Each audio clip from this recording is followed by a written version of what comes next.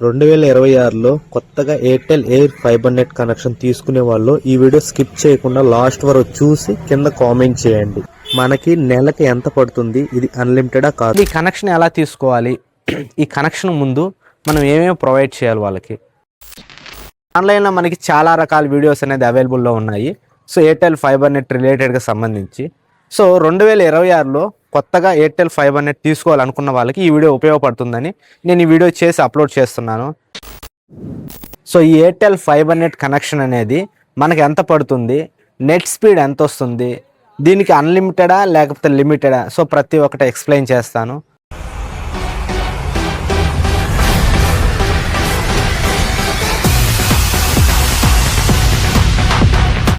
Guys, మీరు కొత్తగా Airtel fibre net connection తీసుకోవాలనుకుంటున్నారా? అయితే ఈ వీడియో స్కిప్ చేయకుండా లాస్ట్ వరకు చూడండి. సో ఆన్లైన్లో మనకి చాలా రకాల వీడియోస్ అనేది అవైలబుల్లో ఉన్నాయి. సో ఎయిర్టెల్ ఫైబర్ నెట్ రిలేటెడ్గా సంబంధించి. సో 2026లో కొత్తగా ఎయిర్టెల్ ఫైబర్ నెట్ తీసుకోవాలనుకున్న వాళ్ళకి ఈ వీడియో ఉపయోగపడుతుందని నేను ఈ వీడియో చేసి అప్లోడ్ చేస్తున్నాను. అండ్ నా వీడియో మీకు నచ్చినట్లయితే లైక్ చేసి సబ్స్క్రైబ్ చేయండి. సో కొత్తగా మనం ఎయిర్టెల్ ఫైబర్ నెట్ తీసుకోవాలనుకుంటే ఫస్ట్ ఆఫ్ ఆల్ మనం ఆన్లైన్లో కానీ ఆఫ్లైన్లో కానీ ఏదైతే టెక్నీషియన్ కన్సల్ట్ అయ్యి సో వాళ్ళతో నేను ఎయిర్టెల్ ఫైబర్ నెట్ తీసుకోవాలని చెప్తే వాళ్ళు దాన్ని బట్టి మన దగ్గర సో ఈ ఎయిర్టెల్ ఫైబర్ నెట్ కనెక్షన్ అనేది మనకి ఎంత పడుతుంది, నెట్ స్పీడ్ ఎంత వస్తుంది, దీనికి అన్లిమిటెడా లేకపోతే లిమిటెడా, సో ప్రతి ఒక్కటి ఎక్స్ప్లెయిన్ చేస్తాను. So Airtel fibre net connection తీసుకోవడానికి ముందు నేను టెక్నీషియన్ కాల్ చేసి సో నాకు కొత్త కనెక్షన్ కావాలని సో వాళ్ళని అడిగాను. వాళ్ళు ఏం చెప్పారు, ఇది సిటీల్లోనే అవైలబుల్ ఉంది, సో విలేజ్లో అవైలబుల్ లేదు. ఇన్ కేస్ విలేజ్లో మీరు కొత్త కనెక్షన్ తీసుకోవాలనుకుంటే వాళ్ళకి పెనాల్టీ ఛార్జెస్ అనేది 500 అనేది వేస్తారంట. సో ఆ బర్డెన్ అనేది మన మీదే పడుతుంది. సో మీకు ఇంట్రెస్ట్ ఉంటే పెనాల్టీ ఛార్జెస్ మేము కట్టుకోగలుగుతాము అని మీకు ఇంట్రెస్ట్ ఉంటేనే కనెక్షన్ మేము ఇస్తామని చెప్పారు. సో నేను కూడా అడిగాను, అన్న అడ్జస్ట్మెంట్ మేమే కదా అయ్యేది, సో కనెక్షన్ తీసుకునే ముందు 500 పెనాల్టీ ఛార్జెస్ మేము ఎందుకు వేసుకోవాలని చెప్పి అడిగితే సో ప్రజెంటు మనకి ఎయిర్టెల్ ఫైబర్ నెట్ కనెక్షన్ అనేది సిటీల్లోనే అవైలబుల్లో ఉంది. విలేజ్లో నెట్ స్పీడ్ తక్కువ ఉండడంతో కంప్లైంట్స్ ఎక్కువ వెళ్తాయి. సో దానివల్ల ఎయిర్టెల్ కంపెనీకి చెడ్డ పేరు వస్తుందని సో వాళ్ళు ఇంకా నెట్వర్క్ డెవలప్మెంట్లో ఉంది కాబట్టి సో సిటీ వరకే ఈ ఎయిర్టెల్ ఫైబర్ నెట్ కనెక్షన్ అనేది ఇవ్వమని ఏదైతే టెక్నీషియన్స్కి ఆర్డర్ పాస్ చేశారు. మీరు నెట్ విత్ ఛానల్స్ తీసుకోవాలనుకుంటే దీంట్లో ఒక డిసడ్వాంటేజెస్ ఒకటి ఉంది. యాక్చువల్గా మనకి ఇంటర్నెట్ యూస్ చేసేటప్పుడు టీవీ ఛానల్స్ కూడా యాడ్ అయినాయి అనుకో, సో పర్ డే అనేది మనకి 15 GB to 20 GB అనేది కన్జ్యూమ్ అవుతుందంట ఏదైతే మనకి ఇచ్చిన ప్యాక్లో. సో దానివల్ల మనకి బఫరింగ్ ఇష్యూస్ అనేది వస్తాయని నాకు ఒక టెక్నీషియన్ అనేది చెప్పాడు. సో యాక్చువల్గా వీళ్ళు చెప్పరు ఆ మాట. వీళ్ళు ఏం చెప్తారు, ఈ Airtel fibre net internet connection తీసుకుంటే ఇది లిమిటెడా అన్లిమిటెడ్ అని అడిగితే ఇది అన్లిమిటెడ్ అని చెప్తారు. బట్ ఇక్కడ అన్లిమిటెడ్ అయితే కాదు.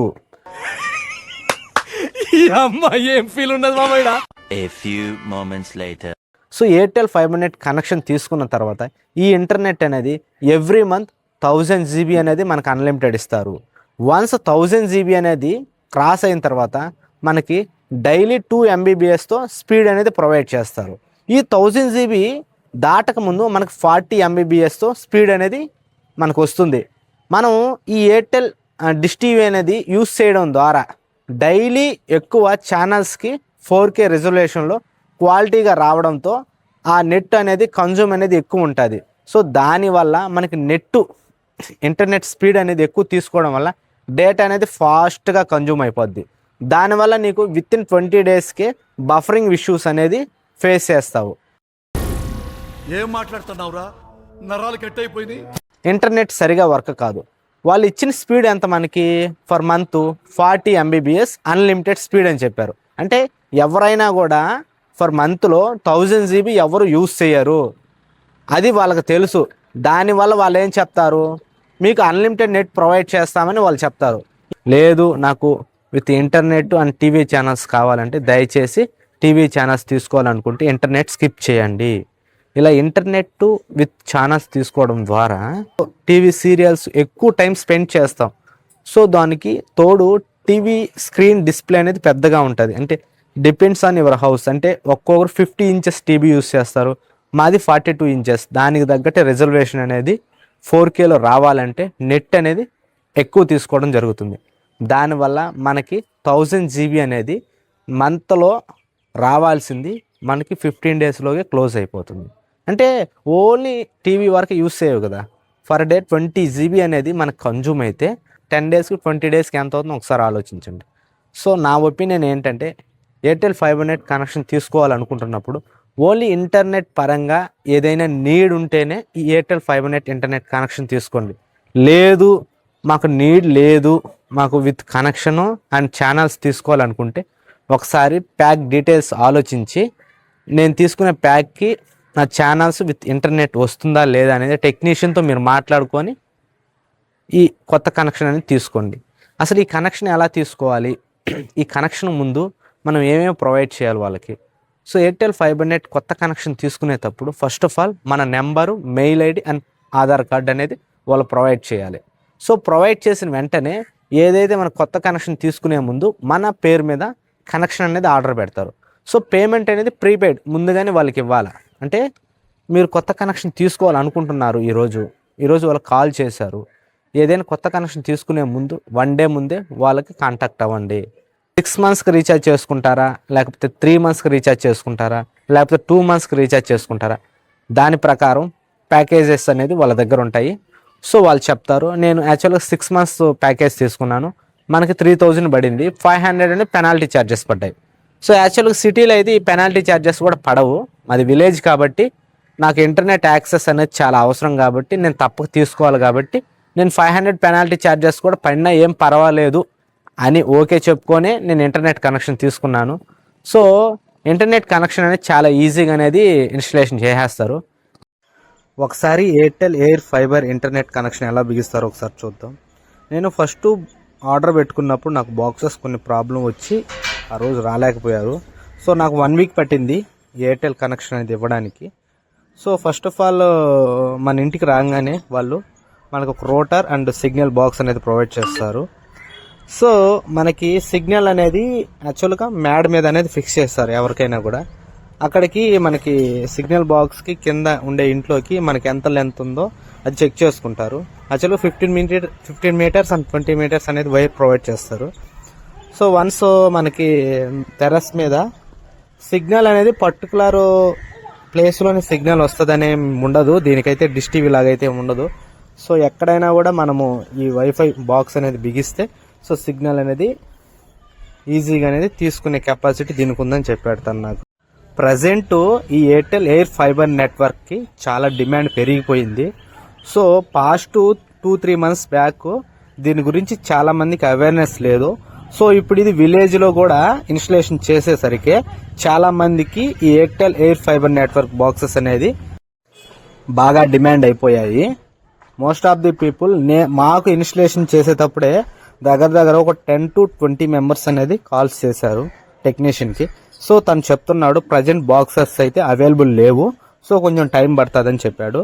సో ఇక్కడ చూస్తున్నట్లు మీరు ఏదైతే ఒక Airtel air fibre network installation చేసేటప్పుడు మేడ మీద ఫిక్స్ చేసేటప్పుడు డైరెక్ట్గా మీరు మేడ మీద కొంచెం హైట్లో ఫిక్స్ చేసేటట్టు చూసుకోండి.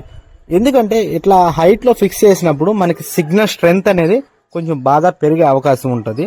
సో దానివల్ల మనకి MBBS అనేది కొంచెం స్పీడ్ ఎక్కువ వస్తుంది. లేదు నాకు అవసరం లేదు, నేను జస్ట్ టెర్రస్ మీద బిగించుకుంటానంటే మీకు స్పీడ్ అనేది కొద్దిగా తక్కువ వస్తుంది. అందులో మన విలేజ్ కాబట్టి మన 4G+ కాబట్టి నెట్వర్క్ 5G లేదు కాబట్టి కొద్దిగా ఎయిర్టెల్ నెట్వర్క్ అనేది కొంచెం స్లోగానే ఉంటుంది. మాకు చెప్పింది ఏంటంటే 40 MBBS, నేను చెక్ చేసినప్పుడు మనకు 20 MBBS, 15 MBBS, 15 to 20 MBBS మధ్యలో వస్తుంది నెట్ స్పీడ్ అనేది. అండ్ వాళ్ళు చెప్పేదేమో 40 MBBS, బట్ మనకి ఇక్కడ 5G నెట్వర్క్ అనేది అవైలబుల్ ఉంటే డెఫినెట్లీ వాళ్ళు చెప్పిన దానికి 35 MBBS బిట్వీన్ 40 MBBS కంపల్సరీ వస్తుంది. బట్ మనకి ఇక్కడ 40 MBBS అనే స్పీడ్ అనేది తక్కువ ఉందో కాబట్టి దానివల్ల మనకి 20 MBBS, 15 MBBS, ఒక్కొక్కసారి మనకి 35 MBBS, 38 MBBS కూడా నెట్ అనేది వస్తూ ఉంటుంది. నేను చెక్ చేసినప్పుడు 30 MBBS కాదు కానీ 24, 20 ఆ రేంజ్లో నాకు స్పీడ్ అనేది వస్తూ ఉండింది.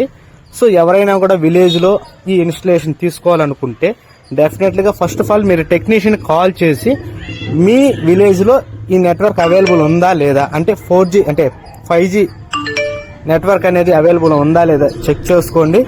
ఇన్ కేస్ లేని పక్షంలో కూడా మీకు అవసరం అయితే 4G ప్లస్ అయినా నాకు ఇబ్బంది లేదు, నెట్ స్పీడ్ తక్కువ ఉన్న ఇబ్బంది లేదు అనుకుంటే బిగిస్తారు. ఒకసారి ఇంటర్నెట్ కనెక్షన్ బిగించిన తర్వాత నా టీవీ కనెక్ట్ చేసి ఒకసారి చెక్ చేశాను.